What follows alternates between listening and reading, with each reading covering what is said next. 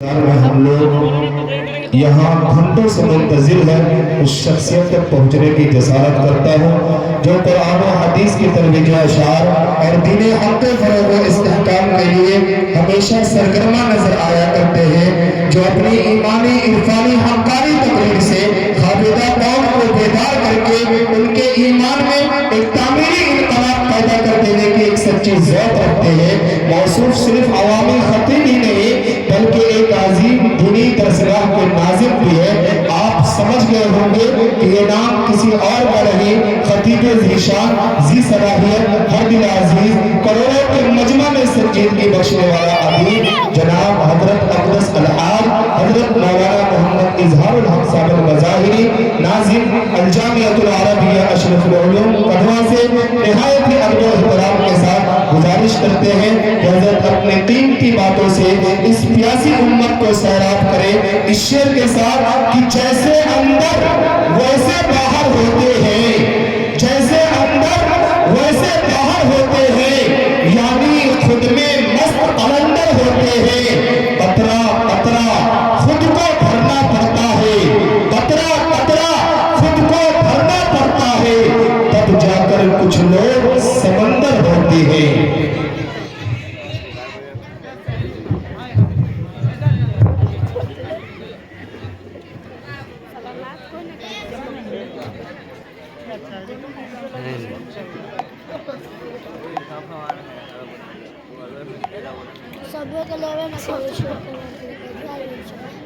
اللهم صل على سيدنا مولانا محمد النبي الأمي وعلى آله وأصحابه وسلم. الحمد لله كفى والصلاة والسلام على نبيه الحبيب المصطفى. أما بعد فقد قال النبي صلى الله تعالى عليه وسلم: إن الله يرفع بهذا الكتاب أقواما ويضع به آخرين، أو كما قال عليه الصلاة والسلام. حضرات علماء کرام، میرے محترم بزرگوں، دوستوں،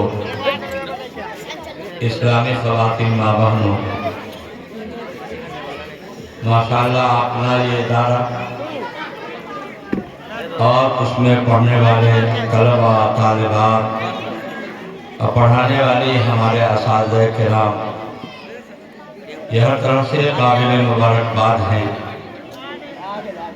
قوم و ملت کی اتنی زبردست خدمت یہ مدرسہ اور اس طرح کے مدارس کر رہے ہیں کہ واقعی میں پوری قوم کی طرف سے ان کو دار التحسین ملنا چاہیے۔ پھل سے درخت پہچانا جاتا ہے۔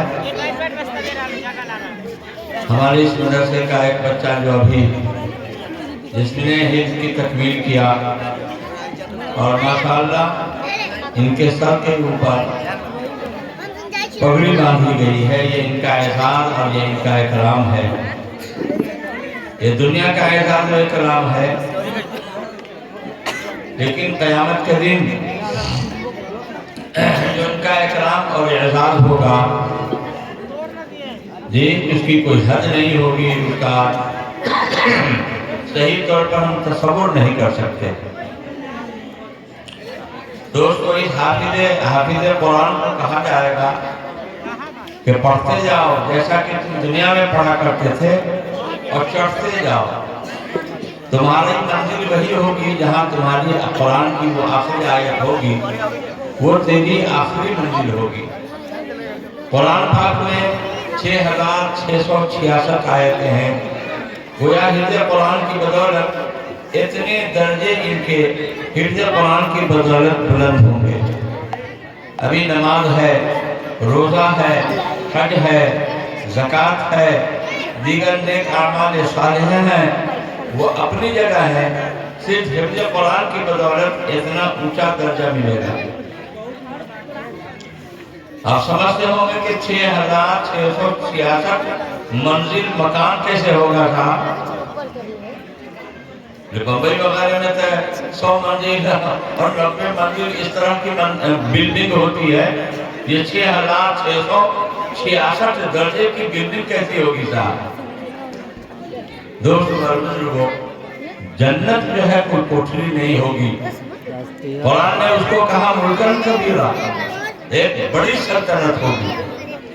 अल्लाह पाक ने आसमान को बड़ा नहीं कहा है, जमीन को बड़ा नहीं कहा है, चांद सूरज को बड़ा नहीं कहा है। हमारी आपकी नजर में तो है ये सारी चीजें बड़ी, लेकिन अल्लाह ने इनको बड़ा नहीं कहा है।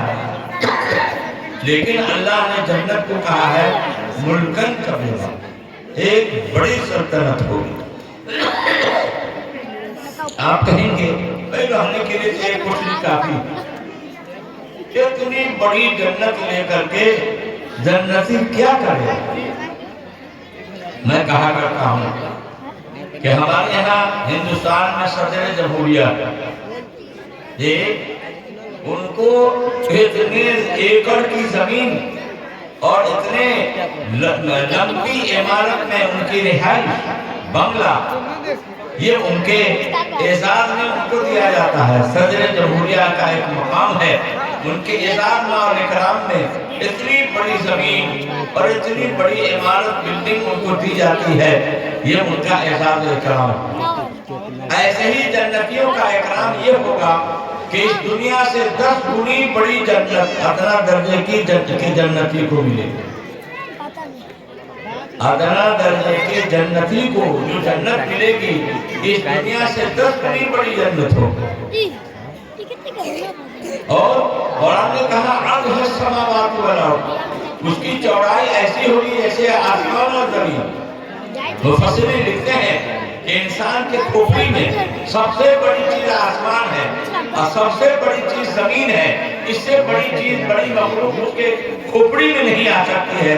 तो जन्नत की वसाअत को समझाया जाए तो कौन सी चीज से मिसाल दे करके और तस्वीर दे करके समझाया जाए? इसके खोपड़ी में सबसे बड़ी चीज आसमान और जमीन है, इसके तस्वीर दे करके समझाया गया कि जन्नत की चौड़ाई ऐसी होगी जैसे कि आसमान और ऐसी होगी जैसा कि जमीन, क्योंकि इंसान की खोपड़ी में इससे बड़ी कोई मखलूक ही नहीं।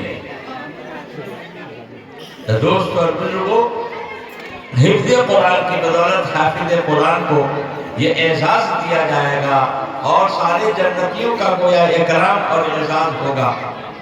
अल्लाह पाक हम में से हर एक के लिए जन्नतुल फिरदौस के फैसले फरमाए, जन्नत में ले जाने वाले अमाल की हिम्मत और तौफीक, और जहन्नम से बचने के जो अमाल हैं अल्लाह, और जहन्नम से बचने की जो चीजें हैं, अमाल हैं, उन अमाल के अंदर हम सबको लगावे ताकि जहन्नम से बचकर जन्नत के मुस्तहिक हो जाएं।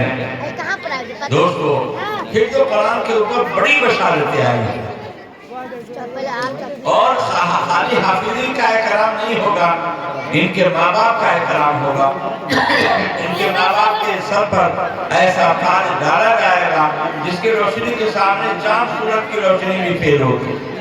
और खाली वालिदैन ही नहीं बल्कि हाफिज के खानदान में से 10 वो आदमी जिनके लिए जहन्नम का फैसला हो चुका था, सब हाफिज की सिफारिश की बुनियाद पर उन 10 के लिए जन्नत का फैसला हो जाएगा। बहुत बड़ी बात, बहुत बड़ी बात। ये इसलिए है हाफिज कुरान की इन फजीलतों को सुन करके हर आदमी के दिल में जज्बा पैदा होना चाहिए, ऐ काश कि मैं भी हाफिज होता। मैं नहीं हो सका, मेरे बच्चे हो जाए, बच्चे नहीं तो फिर पोते हो जावे, नवासा हो जावे, भाई भतीजा हो जावे, अरे कोई नहीं है तो आपके पैसे से कोई हाफिज हो जावे। अभी तो माशाअल्लाह लोगों में बड़ा जज्बा पैदा हुआ है।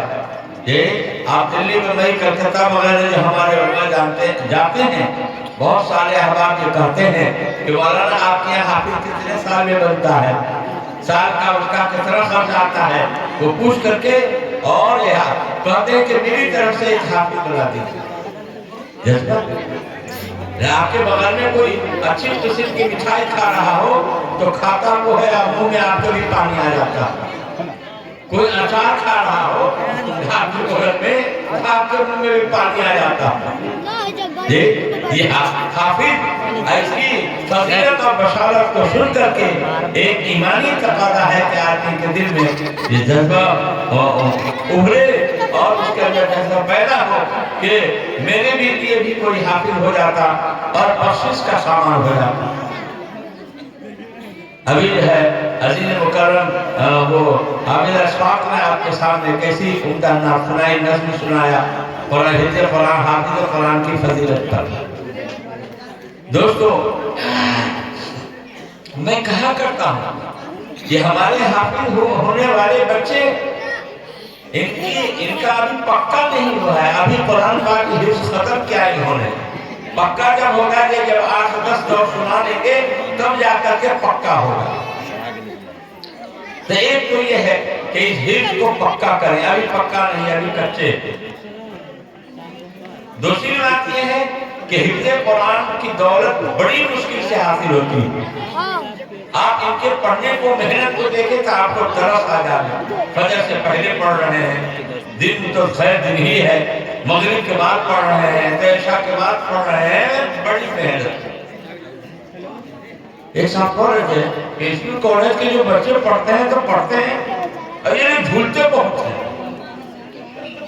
حفظ کرنے والے اور یہ اگلی درجے میں پڑھنے والے یہ جھولتے بہت ہیں، تو ان کو کہا بار مستی میں جھولتے ہیں، قرآن پڑھتے ہیں مست ہوتے ہیں، ذوق ہوتا ہے، وہ ذوق ان کو ہلا رہا ہے۔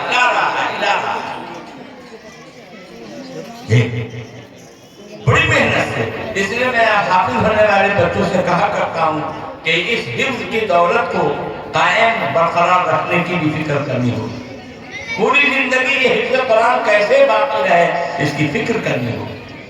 بڑی دولت سے آدمی حاصل کرتا ہے، ایک کوئی دلی بمبئی کلکتہ جائے اور مال کما کر کے لائے اور راستے ہی میں لٹیرا ڈکیت لگ جائے، سارے مال کو چھین چھان لے، گھر تو خالی ہاتھ آئے۔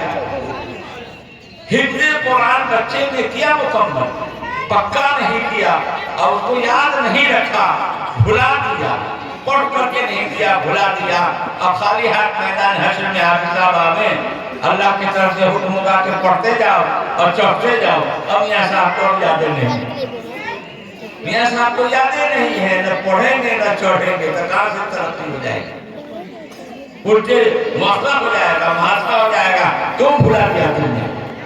اس لیے کہا کرتے ہیں کہ حفظ قرآن کو برقرار رکھنے اور اس کو یاد رکھنے کے لیے فکر کرنی ہوگی۔ ہم سب کے بزرگ بڑے شیخ الحدیث حضرت مولانا محمد زکریا صاحب رحمۃ اللہ علیہ کے حالات میں یہ لکھتے ہیں 42 سال تک روزانہ ایک قرآن پاک ختم کرتے، 42 دن نہ، 42 سال، اور اس 42 کو 360 سے ضرب دے دیکھ، اور اس طریقے سے دیکھیے کہ کتنے ہزار ختم۔ شروع میں ایسا ہوتا تھا کہ یہ چلے جاتے ہیں، ان کو کہا جاتا ہے جب تک قرآن پاک ختم نہیں کرو گے، ایک ختم کر کے نہیں آؤ گے صبح کی روٹی نہیں ملے گی کھانے کی۔ چھت پر چڑھ جاتے اور ایک ختم کر کے آتے تب ان کو روٹی ملتی تھی کھانے کی۔ حضرت کے جو والد تھے حضرت مولانا یحییٰ صاحب رحمۃ اللہ علیہ، حضرت مولانا یحییٰ صاحب کاندھلوی رحمۃ اللہ علیہ، ان کی تعلیم و تربیت میں بڑے سخت واقع ہوئے، بڑے سخت واقع ہوئے۔ ایک آدمی کے بغل میں 2-4 دن دیکھا نماز پڑھ رہا ہے، کمیٹی کہتا ایک ہی آدمی کے بغل میں کہتا تھوڑا سا بال بڑا ہوتا تھا اب پورا پھیلا دیتا، کیونکہ بڑے شیخ کو جن لوگوں نے دیکھا ہے، ہم لوگوں نے کافی عمر میں دیکھا، بڑے حسین لوگ، بڑے باوجی، تو 40 سال تک مسلسل انہوں نے روزانہ یہ ختم کیا۔ اندازہ لگائیں ان کے اجر و ثواب، 42 سال کے کو 360 سے ضرب دیجئے، آپ قرآن کے ہر حرف پر 10 نیکیاں ملتی ہیں، پھر اس کو 10 سے ضرب دے دیجئے، کتنی ساری نیکیاں جمع ہو، جس کا ہم اندازہ نہیں۔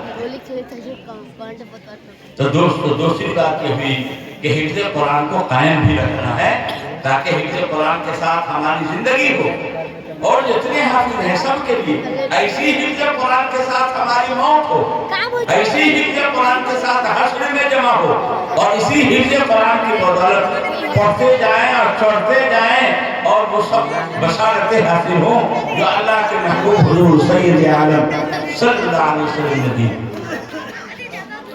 اور تیسری بات یہ ہے کہ قرآن کے مطابق عمل بھی، کیونکہ بعد حدیث میں فرمایا گیا کہ حفظ قرآن کیا ہو اور اس میں جو حلال و حرام ہیں، جو احکام ہیں، ان پر عمل بھی کیا ہو، تب جا کر کے بشارت حاصل ہو۔ اگر عمل نہیں کیا تو علماء لکھتے ہیں کہ وہ ساری آیتیں دل و دماغ سے مٹا دی جائیں گی جس پر عمل نہیں ہوا ہوگا۔